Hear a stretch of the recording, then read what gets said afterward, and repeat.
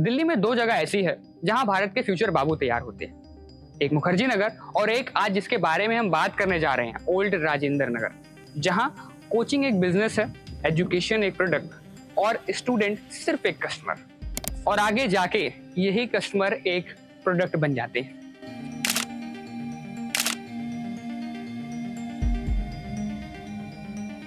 और यही वो जगह है जहां देश की ब्यूरोक्रेसी तैयार होती है। लेकिन अगर बात करें यहाँ रेगुलेशंस की, तो सिविक बॉडी का यहाँ कोई ध्यान ही नहीं है। रूल्स एंड रेगुलेशन ठप पड़े हुए हैं। कोचिंग इंस्टीट्यूट्स को रेगुलेट करने के लिए अब तक कोई अथॉरिटी नहीं है, कोई कानून। यहाँ पे आपको बड़े बड़े कॉर्पोरेट सब की तरह कोचिंग इंस्टीट्यूट देखने को मिल जाएंगे। एरिया में कदम रखते ही आपको कोचिंग बिचौलिए मिल जाएंगे, बिल्कुल उसी तरह जैसे चांदनी चौक की साड़ियों के दुकान के बाहर मिलते हैं। बस इनका सवाल आपसे अलग होता है कि आपको आईएएस बनना है। यहाँ पे स्टूडेंट्स के बैच को उनकी अफोर्डेबिलिटी के हिसाब से डिवाइड किया जाता है। अगर आपके पास पैसे हैं तो आप सुपर 50 के बैच में आते हैं। बात करें उन स्टूडेंट्स की जो कि बाहर से यहाँ पढ़ने के लिए आते हैं, उनके पास सिर्फ पीजीज और रेंटेड रूम ही एक ऑप्शन बचता है।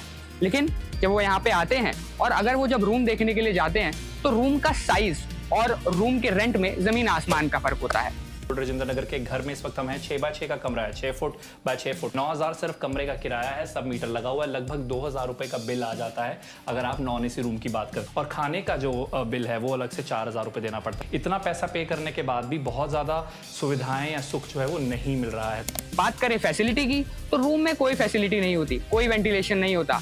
अगर फायर लग जाए या फिर बारिश हो जाए तो वहां से निकलना भी मुश्किल हो जाता है। प्रॉपर्टी डीलर और ब्रोकर अपनी मर्जी से ब्रोकरेज लेते हैं। जो लैंडलॉर्ड है वो बिना किसी नोटिस के रेंट बढ़ा देते हैं।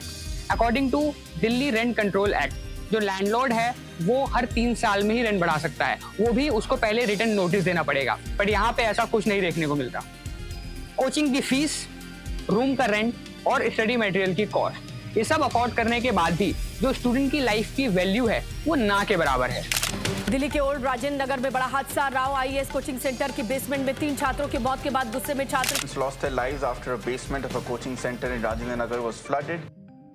राव आईएएस, जो कि ओल्ड राजेंद्र नगर की सबसे पहली और पुरानी कोचिंग इंस्टीट्यूट है, उसकी सिचुएशन देखने के लिए हम यहाँ गए। तो यहाँ की गलियों में चलते चलते हम राव स्टडी सर्कल एकेडमी के पास आ चुके हैं। और जैसा कि आप जानते हैं, बीते महीनों यहाँ पे जो मिसहैपनिंग हुई थी उसके कारण की सिचुएशन है, आप देख सकते हैं पूरी तरह से इसे सील कर दिया गया है। यहाँ पे अधिकतर लाइब्रेरीज आपको इलीगल बेसमेंट में देखने को मिलेंगी। लेकिन इस इंसिडेंट के बाद जो अभी हमने आपको दिखाया, 13 इंस्टीट्यूट्स की जो लाइब्रेरीज हैं उसको सील कर दिया गया। लेकिन ये एक्शन लेने के लिए भी 3 एस्पिरेंट को अपनी जान गंवानी पड़ी। यहाँ की सबसे बड़ी समस्या एक और है, और वो है वाटर लॉगिंग की। जैसे ही बरसात शुरू होती है यहाँ पे हर जगह पानी भरना शुरू हो जाता है।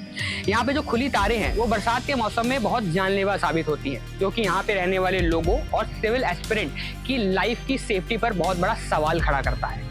ऐसी जगह जहाँ पर आपको कोचिंग, लाइब्रेरीज देखने को मिलेंगी, वहाँ पर आपको बीड़ी, सिगरेट और शराब के ठेके भी देखने को मिलेंगे, जो कि एक पढ़ाई के एनवायरनमेंट में होना बिल्कुल भी सही बात नहीं है। इंडिया का सबसे बड़ा एग्जाम यूपीएससी, जिसके लिए करीब 13 लाख बच्चे अप्लाई करते हैं, लेकिन सिर्फ 1000 बच्चे ही सिलेक्ट हो पाते हैं। इसमें से बहुत बड़ी संख्या यहाँ आकर तैयारी करती है। तो ऐसी जगह जहाँ देश का भविष्य बन रहा हो, उसे जीरो रिस्क बनाना बहुत जरूरी है।